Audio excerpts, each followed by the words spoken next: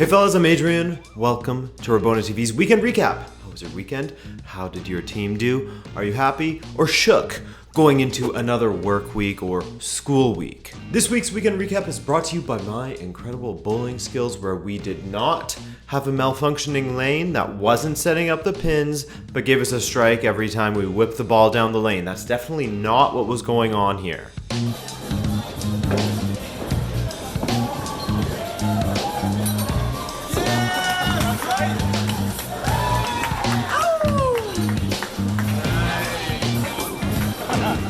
Hey, come on, that's pure form right there. Am I right, boys? Wow.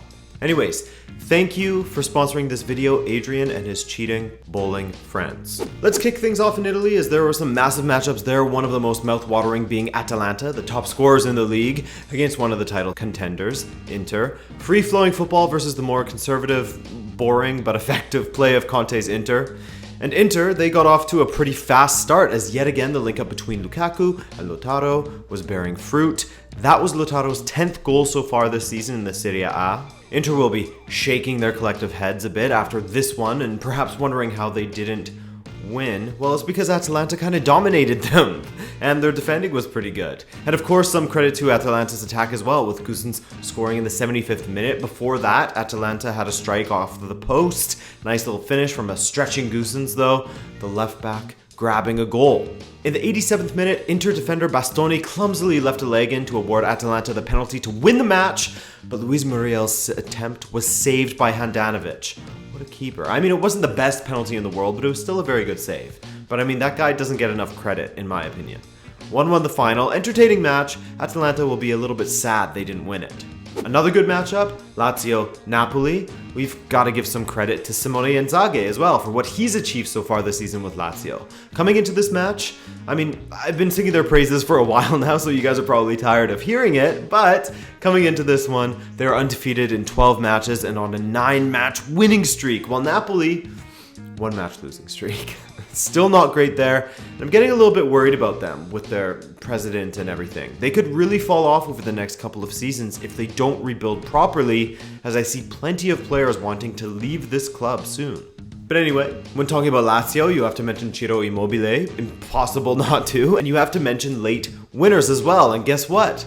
The football gods are losing their touch and are getting a little unoriginal, as in the 82nd minute, after a relatively balanced match that Napoli perhaps should have made more of, Immobile pressured Ospina into a mistake, turned and fired on goal, and the defender really should have kept that out. Brutal moments from Napoli, 20 goals from 18 matches for Immobile. Unfortunate for Gattuso, as Napoli were a much better side in the second half, but yet another loss. 1-0 Lazio, 10 matches in a row unbeaten in 13, new record for them. Milan went away to Cagliari, and after he had come off of the bench in their previous match, Zlatan got the start in this one alongside Rafael Leão. This could be an interesting partnership, with the fast and tricky Leão feeding and playing off of Zlatan, a pure finisher and one of the best at getting his teammates involved and being a wall to pass off of. Maybe they'll have like a Lukaku-Lautaro type of relationship. And it was those two that scored Milan's 2 goals in a 2-0 win. Zlatan also had another one, but it was disallowed due to offside. And he had yet another header that just bounced across the face of goal early in the match. So, a good win for Milan, and the 4th loss in a row from Cagliari. Man, they started so well. Zlatan scores in his first start. By the way, the struggling form of Cagliari has brought teams like Milan, Parma, Hellas Verona back into the race for 6th, but the team that's closest is Torino, as they got themselves their 4th win in their last 6 matches, this time against Bologna. Brescia were stomped by Sampdoria 5-1 as the newly promoted side's hurting continues. Things were looking so promising when they got a couple of wins in a row in December against Spal and Lecce, but now they're winless in 4. No good. And finally, Roma hosting Juventus, as the Giallorossi were coming off of their 2-0 loss at the Stadio Olimpico. Well, things started super poorly for Roma, with Merit Demiral scoring just 3 minutes into the match, but tragically for him, he went off injured about 15 minutes later. Just as he was picking up a good run of form, too. He's out with an injury. Later, Dybala won a penalty for Juve, pretty clear pen for me, and Ronaldo dispatched of it well. He's been in good goal-scoring form since the November international break. It's like his performances for Portugal catapulted his Juve performances as well. He scored in 7 of 9 matches, getting 10 goals in that time frame. Roma dominated this match and were unlucky at times, with the likes of Dzeko hitting the post and many others coming close. A penalty got them within a goal of Juve, but the defending champs held on expertly. Not their best match, Juve's, but not an easy match to get a result from either at the Stadio Olimpico. So that win for Juve means they are now 2 points clear of Inter in first place. Those two play each other on March 1st, which I cannot wait for. Let's start with Manchester City versus Aston Villa in the Premier League, in a performance where City, I thought, looked like the City of last season, as they've been threatening to do lately. One of their first shellackings in a while, and Aston Villa looked fairly hopeless, especially when facing a City team in this kind of form. They had all the hallmarks. Aguero scoring, Kevin De Bruyne with a ludicrous assist, David Silva looking good, Ederson bored out of his mind in goal. Speaking of Aguero, with his 3 goals against Aston Villa, his 11th, 12th, and 13th of the season, Aguero becomes the highest scoring non-Englishman in the Premier League as he moves past Thierry Henry, and he also passes Alan Shearer's hat-trick record as Aguero got his 12th, one more than Shearer. As far as all-time scorers go, Aguero is now 4th alongside Frank Lampard on 177 apiece, plus his minutes per goal record is insane, with a goal every 106 minutes, better than anyone else in the top 10. 6 won the final for City. We move on to Crystal Palace versus Arsenal, and Arsenal looked great in the first half, or at least the first half of the first half, but they really tailed off from there. Aubameyang scored early, Lacazette setting him up for the goal for old time's sake, but in the second half, as alluded to, Arsenal were a bit crap and Jordan Ayew scored. Now, Arsenal do have reason to feel hard done by, but as this looked to me as offside for the initial pass in the lead up to the goal, of course remember, you would draw the line from the shoulder, not the hands of the defenders. But what there was no doubt about was Aubameyang's red card tackle on Meyer. Hate to see that, and Aubameyang's body language would suggest that he knew he was in the wrong and deserving of that red. 1 won the final, pretty poor performance from Arsenal overall, and they'll need to grab some consistency throughout their 90 minutes of play, otherwise it's going to be a long season. Chelsea got over their Stamford Bridge curse as of late, as they were able to overcome a team from the bottom half of the table at home, beating Burnley 3-0, which saw them dominate this match, and they could have had more. A penalty from Jorginho to open things, Reece James setting up Tammy, and then Hudson-Odoi making it 3-0. I mean, Chelsea fans love to see that trio of youngsters affecting the match as they did. Manchester United won a match that they definitely should win as they beat Norwich 4-0 at Old Trafford. Always a relief for United fans when they defeat a team that they should be defeating. This one, the worst team in the league. And they're getting quite accustomed to Rashford scoring far more regularly as he got a brace for his 13th and 14th of the season in the Premier League, 18th and 19th across all competitions. He's already smashed his Premier League scoring record, by the way, which, as you'll remember, was just 10 from last season. Greenwood and Martial got the other 2 for Manchester United. No complaints from their fans there. Man, remember when Southampton got stomped 9-0 by none other than Leicester in their own home? Well, a couple of months later, and they were away to Leicester with the hopes of moving past that match, and man, since that massive loss, they have been a different team. Well, to be fair, Ralph Hasenhüttl didn't turn it around immediately after the 9-0 as they had a couple more losses that followed. But since then, since that time period, 6 wins, 4 losses, and 2 draws. Much better. One of those 6 wins was on Saturday, this past Saturday, up against Leicester, the team who was in second and who beat them 9-0 last time they met. Armstrong and Ings with the goals for Southampton. That's 14 for Ings now, having a blast lately. Everton got a win to appease some of their unhappy fans, beating Brighton at home 1-0, as there are rumors of his Brazilian bro, Everton, the player I'm talking about now, who caught the attention of the world at the last Copa America this past summer, in which Brazil were, of course, victorious. And finally, Spurs versus Liverpool caught my eye as one of those matches that Mourinho would just love to play the spoiler to a Liverpool unbeaten run, ruin their party, but he couldn't. Missing some big players and so forced to play without Kane and Vertonghen, and with debutant Japhet Tanganga, the young guy actually did pretty amazing in there up against the likes of Mane and Salah. Should have been a Spurs throw-in in the lead up to the Liverpool goal, but I mean the team switched off there and shouldn't have conceded like that. So while I do sympathize with the missed call by the officials, I can't really sympathize with the team tuning out mentally. But credit to Liverpool, who are, as they call themselves, the mentality monsters. They are so efficient and are running at such a high performance, they just find ways to get the ball into the back of the net, game in, game out, while keeping it tidy at the back.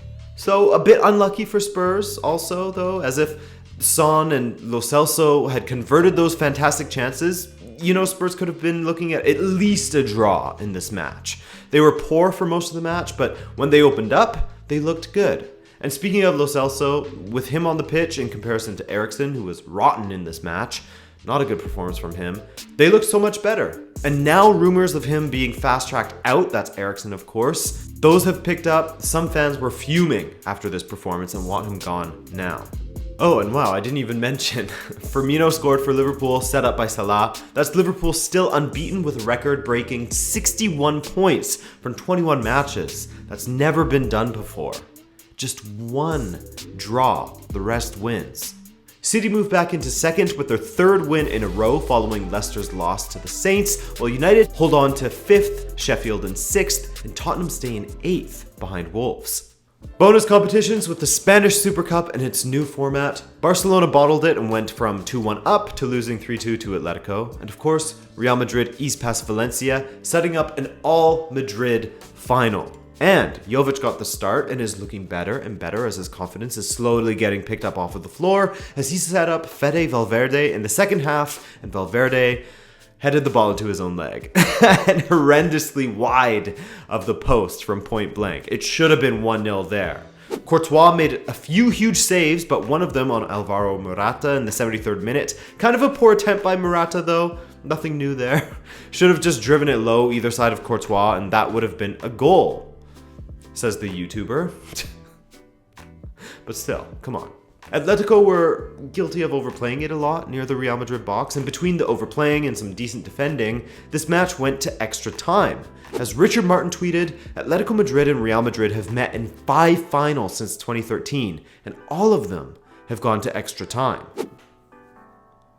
I want to shave my head. In the 105th, Fede Valverde took down Alvaro Morata when he was in clear on goal and was sent off for his trouble. But it proved to be a masterstroke, as Real Madrid held on in extra time and some poor Atletico penalties later and some heroics from Courtois. Real Madrid were Spanish Supercup champions. Zidane has won every single one of the 9 finals he has been in with Real Madrid, and that is an incredible record. 9-0. As far as Super Cups go, I much prefer this format over just a one-off match. I know it adds an extra match to a team's schedule and much more extra travel, but if it were to be played back home in Spain, it would just be one extra match. But the next 2 Spanish Super Cups will be played in Saudi Arabia. Excuse me. But yeah, I think it validates a Super Cup more with this kind of format. The top 4 teams from the previous season all battling it out. I can get behind that. Alright, and speaking of Spanish teams, Barcelona are going to be without Luis Suarez for 4 months after he required surgery on his meniscus. A huge blow for them after he was really finding some great form domestically. And it doesn't stop there for Barcelona because there's Luis Suarez, not to mention there's been a bit of a circus regarding the managerial position. Pressure on the board to sack Valverde, something they should have done after the Copa del Rey final loss last summer. Now, they were apparently wanting Xavi to take over the position, but the former midfielder said he would only be interested in taking over in June, which is completely understandable. Valverde must feel completely undermined. And I wouldn't be surprised if he was gone soon and Barcelona turned their attention to Pochettino. They'll either go in that direction, which is probably a better call as it gives Xavi more time to get experience, maybe move to another European side before he takes on the Barcelona job, or they'll bring in an interim manager before Xavi joins in June and hope that Xavi will adapt to managing as well as Guardiola did. Let's finish up in France as another bonus competition while we wait for the Bundesliga to come back. By the way, in a friendly, speaking of the Bundesliga, Alphonso Davies scored a beauty for Bayern after he was their Player of the Month in December. Round of applause for Alphonso Davies. What a talent. Anyway, On Friday, Andre Villas-Boas Marseille played away to Stade Rennais in a match that saw the third-place team hosting second-place Marseille to continue to try to place pressure on PSG and cut their lead to just 4 points prior to PSG playing on Sunday. By the way, did you watch my video on Andre Villas-Boas looking at his strange climb up the football ladder? It was a hard-fought match as expected, but in the 84th minute, Kevin Strootman tucked in the rebound from Dimitri Payet's free kick. 1-0 Marseille. They are now undefeated in 9 matches, which is the longest run in the league right now. Bordeaux have been free-falling as they played host to Lyon, a Lyon team that has been improving, but isn't where they want to be just yet. But why not start the new decade of Ligue action on the right foot? And Lyon did that in dominating this match and getting a 2-1 victory on the road for their efforts. 2 goals in 3 minutes from Maxwell Cornet and Moussa Dembele sealed it. 2-1 Lyon. And finally, PSG versus AS Monaco in the 2016-17 grudge match. Monaco have improved a bit this season as they came into this undefeated in 4 matches, while PSG were on a 6-match winning streak. What an entertaining match this was. Goals being traded back and forth. Monaco took a 2-1 lead after being 1-0 down. Then PSG took a 3-2 lead, only for Slimani to equalize for Monaco in the 70th minute, and it ended 3-3 despite some close chances. I'm looking at Mbappe towards the end, when Neymar found him with that perfectly weighted ball over the defenders with his left boot. Ugh. So, Liga is looking more competitive this year for now as things stand, as PSG's lead is cut to 5 points, though they do have a match in hand over Marseille. Lyon are climbing back up to where they belong, while Monaco will be in the conversation for the top 4 as well. It's going to be good. We'll consider allowing them back into the weekend recap.